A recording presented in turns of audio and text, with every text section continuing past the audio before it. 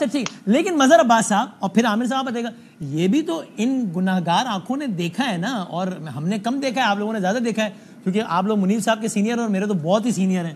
منیر صاحب کی اور آپ لوگوں کی عمروں کا تو پھر بھی کم ہی فرق ہے تھوڑا سا.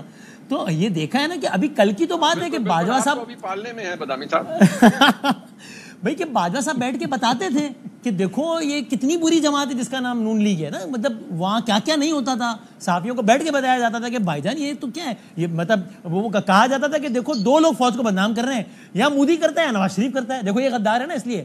اور پھر معاملہ بدل گیا. تو بدل بھی تو جاتی ہے نا چیزیں یہاں پہ مظہر عباس صاحب. دیکھیں وسیم, بہت سی چیزیں بہت غیر معمولی ہوئی ہیں پچھلے 6-7 مہینے میں, اور ان میں سے ایک بڑی تبدیلی جو اگینسٹ آل آڈس تھی وہ 8 فروری تھا کہ 8 فروری کو ساری کوششیں کر لی گئیں کہ تحریک انصاف آؤٹ ہو جائے.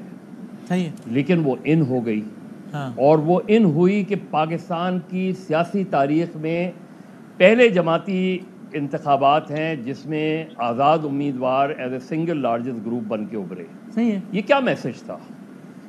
یہ بہت کلیئر میسج تھا. یہ اس سے وہ جو ساری اسکیم تھی اس کے اگینسٹ میسج تھا. طاقت کا توازن جو تھا ماضی کے مقابلے میں, ماضی میں طاقت کا توازن کیا رہا تھا؟ ٹرائیکا ہوتی تھی, پریزیڈنٹ ہوتا تھا, آرمی چیف ہوتے تھے اور پرائم منسٹر ہوتے تھے. ٹھیک ہے. اس میں نارملی پریزیڈنٹ اور آرمی چیف ایک سائڈ پہ ہوتے تھے, پرائم منسٹر الگ ہوتے تھے, اور جب کسی پرائم منسٹر کو نکالا جاتا تھا تو پھر عدلیہ جو ہے وہ انڈورس کر دیتی تھی.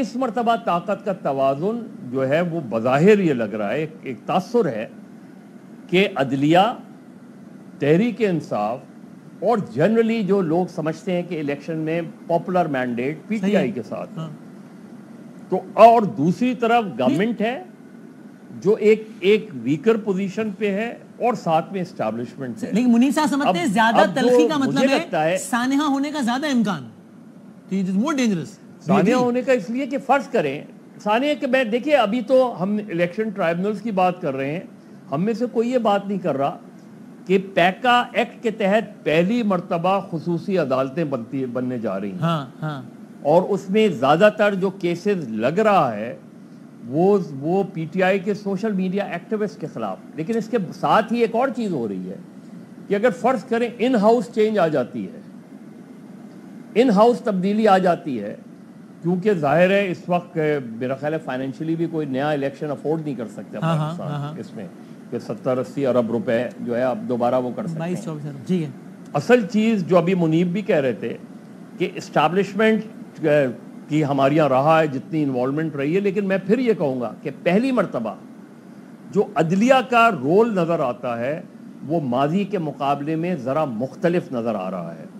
دیکھنا یہ ہے کہ وہ آگے چل کے یہی رہتا ہے یا کوئی اگست, سپٹمبر, اکتوبر کے بعد بدلتا ہے.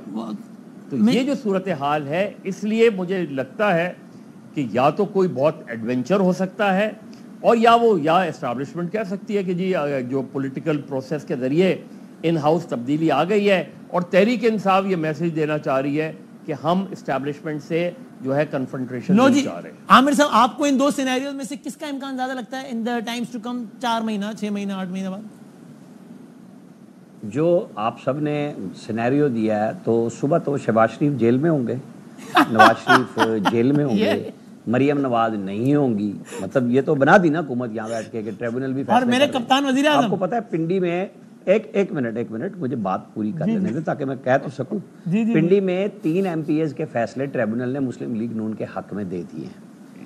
ٹریبونلز کو بھی چیک کر لیں کہ جو ساری مت ہے. مجھے یہ بتائیں آج عمران خان کے اس بیان سے پہلے کیا تھا پی ٹی آئی کا بیانیہ کہ یہ فالس فلیگ آپریشن ہے, جی ایچ کیو اور یہ سارے حملے. جی بالکل. اس کو آپ حملہ کہیں, جو بھی کہیں, کیا نون لیگ نے حملہ کیا تھا؟ مجھے یہ بتائیں. 9 مئی نون نے کیا تھا کہ وہ فوج سے لڑا دے پی ٹی آئی کو اور اپنے بندے وہاں بٹھا دے, گھس بیٹھیے بھیج دیے تھے پی ایف بیس پہ, آئی ایس آئی کے آفس پہ, جی ایچ کیو پہ, اور کمانڈر ہاؤس پہ, جتنی انسٹالیشنز تھیں. یہ بڑی کامیابی تھی بھائی مسلم لیگ نون کی کہ وہ اپنے ووٹر کو نہ لا سکی بقول آپ سب کے, اور وہ یہ سارے آپریشن کراتی رہی تاکہ فوج بھی روٹی کو چوچی کہتی ہے اور پی ٹی آئی بھی کہتی ہے. یہ ایک بیانیہ بنایا جا رہا ہے کہ بھئی ہمارے اوپر جو پریشر آ رہا ہے کہ کہیں ہمارے لوگ نکل نہ جائیں. آپ سب نے ابھی گفتگو سنی مدر صاحب کہہ رہے تھے کہ پتہ نہیں کیا ہو جائے گا کل.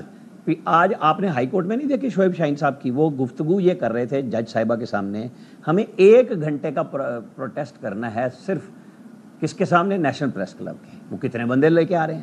یہ جو پکڑ دکڑ ہو رہی ہے یہ جماعت اسلامی کے دھرنے پہ ہے. ایک دونوں کو ملا کے اگلا تاثر آپ بالکل بنا لیں کہ یہ دونوں مل جائیں گے, فلانا فضل الرحمان لے آئے گا, چکزئی صاحب پتہ نہیں کوئٹہ سے اور کہاں سے اٹھا کے لوگوں کو لے آئیں گے. چکزئی صاحب نے ساری ہوا نکال دی کہ جناب بنو میں یہ کام کس نے کیا, فوج نے نہیں کیا. جو سب سے, اور وہ کہتے ہیں کہ میں اسٹیبلشمنٹ پہ سب سے زیادہ تنقید کرتا ہوں اور میں کہہ رہا ہوں کہ یہ غلط کام ہوا.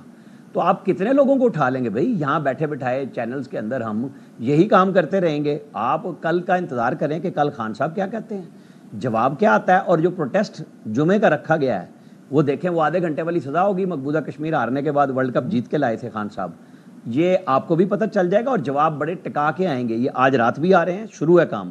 اور آپ اور ہم دیکھیں گے کوئی رعایت, میں اطلاع کی بنیاد پہ کہہ رہا ہوں, یہ انفارمیشن ہے نہیں ہے. یہ لوگوں کو دھوکہ دینے کی ایک کوشش ہے. آپ دیکھ لیں کہ وہ بیانیہ جو انٹرنیشنلی بنوایا گیا ہے لاکھوں ڈالر خرچ کر کے, اس کو ملیہ میٹ کل کیا کر دیں گے یا اس کو آگے لے کے چلیں. چلو ایک میں چھوٹے سے بریک کے بعد